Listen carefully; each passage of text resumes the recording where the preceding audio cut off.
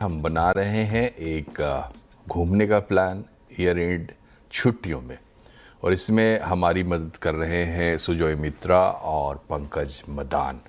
पंकज जी, सुजॉय जब अभी जो बात कर रहे थे उन्होंने एक अच्छी सी चीज़ सामने ला दी। ये सभी लोगों के मन में रहता है कि अक्सर ये कहा जाता है कि भाई इससे सस्ता ये पड़ रहा है, इससे सस्ता ये पड़ रहा है। क्या वाकई सस्ता पड़ेगा, या कोई एक पॉइंट है जिसके आधार पर, जैसे कि एयर ट्रैवल सस्ता है या वहाँ पे होटल सस्ते हैं? तो ओवरऑल क्या हमें विचार करना चाहिए इस तरीके की चीज़ों को देखकर कि हम उस डेस्टिनेशन पे जा सकते हैं अपने ही बजट में? देखिए, ओवरऑल अगर देखा जाए तो 2-3 डेस्टिनेशन है जहाँ पे अब फ्लाइट कनेक्टिविटी भी अच्छी हो गई है इंडिगो की बदौलत। क्योंकि अगर आप देखें तो फुकेट में 2 फ्लाइट फ्लाई कर रहे हैं, बैंकॉक में 2 फ्लाइट डेली फ्लाई कर रहे हैं, बाली के लिए कनेक्शन दे दिया, जो बाली बहुत डिफिकल्ट था ट्रैवल करने के लिए। 7 से 8 घंटे में आप 1 स्टॉप लेके बाली पहुंच सकते हैं इंडिगो में। तो और वहां पे होटल इतने सस्ते हैं, क्योंकि अगर आप बाली की बात करें 6 से 7 हजार रुपए में एक अच्छी प्रॉपर्टी आ जाती है। अगर आप थाईलैंड की बात करें 5-6 हजार रुपए में वहां भी एक अच्छा होटल, बहुत बढ़िया प्रॉपर्टी आ जाती है। अब आप इंडिया की बात करेंगे तो इंडिया में होटल अगर आपको 5 स्टार जाना है तो 15,000 से नीचे नहीं है, और 4 स्टार भी जाना है तो 8 से 10 हजार रुपए का रूम है। इसी वजह से इंटरनेशनल ट्रैवल थोड़ा सस्ता पड़ रहा है, और एयर फेयर भी अगर किसी ने टाइमली बुक कर लिया है तो उसको वो पैकेज सस्ता पड़ता है डोमेस्टिक के मुकाबले। यही रीजन है जो मित्रा जी ने कहा, इसी वजह से मैं उनके साथ सहमत हूं इस बात पे।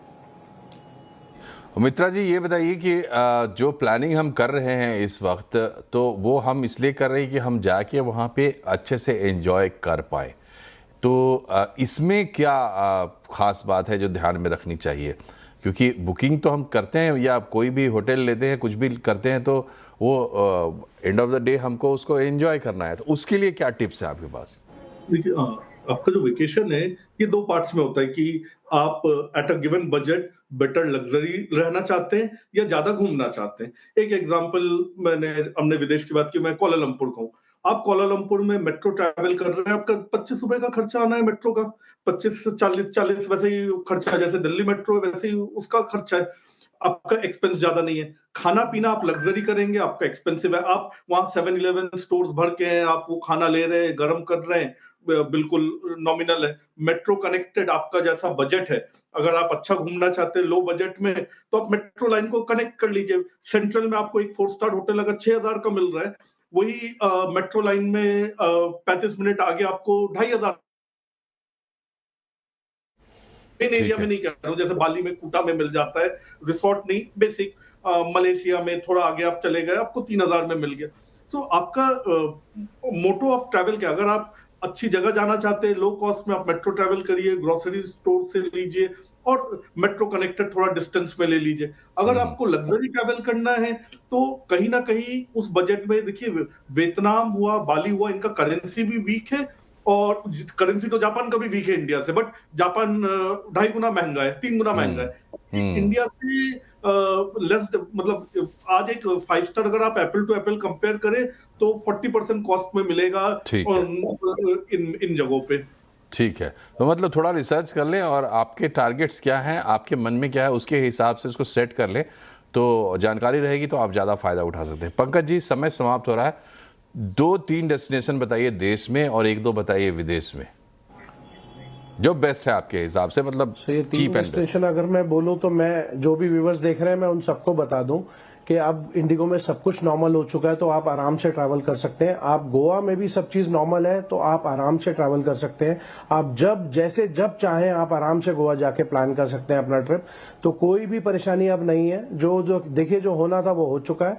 आप सब अपना प्लान अब आराम से कर सकते हैं। और मैं अगर साउथ की तरफ डेस्टिनेशन बोलना चाहूं तो इस समय आप केरला जा सकते हैं, बहुत ही प्यारी डेस्टिनेशन है, हिंदुस्तान का बहुत ही अच्छा हिस्सा है। उसमें भी जाके आप अपने ट्रिप को एंजॉय कर सकते हैं। अगर इंटरनेशनली जाना चाहते हैं तो मैं आपको 2 से 3 डेस्टिनेशन बता देता हूं, वियतनाम, थाईलैंड एंड बाली। ये तीनों में से आप कुछ भी चूज कर सकते हैं। आराम से बजट में भी आता है, और इसमें बहुत ही सुंदर जगहें हैं जो आप देख सकते हैं। तो मैं यही कहना चाहता हूं आपसे। Thank you. पंकज जी, माफ कीजिए, सुजॉय, आपके हिसाब से 2-3 टॉप डेस्टिनेशंस। इंडिया में जैसलमेर डेजर्ट, कोची बहुत अच्छा डेस्टिनेशन है, बट सदर्न पार्ट के लिए, क्योंकि नॉर्दर्न पार्ट से इस समय महंगा है वहां पहुंचना। किसी को थोड़ा एडवेंचर करना है तो ओली में स्की रिसोर्ट। इंटरनेशनल में जॉर्जिया, अभी टिब्लिस काफी लो कॉस्ट में है, और बाकू अजरबैजान। चलिए, तो हमने जो बातचीत की, हमारा मकसद ये था कि आपको मिल जाए जानकारी सही सही, क्योंकि इस वक्त थोड़ी सी तो गलतफहमी लोगों के दिमाग में और तरह कन्फ्यूज़न था, गलतफहमी ना भी कहें, कन्फ्यूज़न था, तो वो कन्फ्यूज़न दूर हो जाए, जो कि काफ़ी हद तक पंकज जी ने आपका कन्फ्यूज़न दूर कर दिया। और सुजय दुनिया देख चुके हैं तो उनसे आपको अहम टिप्स मिले होंगे। लेकिन सबसे इम्पॉर्टेंट जो बात है वो ये है कि आपका मूड बने घूमने फिरने का, बाहर निकलने का, क्योंकि ये आपके लिए इम्पॉर्टेंट है, देश की इकोनॉमी के लिए इम्पॉर्टेंट है और हम सब के लिए इम्पॉर्टेंट है। तो सुजय और पंकज जी, आपका बहुत बहुत शुक्रिया हमसे जुड़ने के लिए। प्रोग्राम में फ़िलहाल इतना ही। नमस्कार।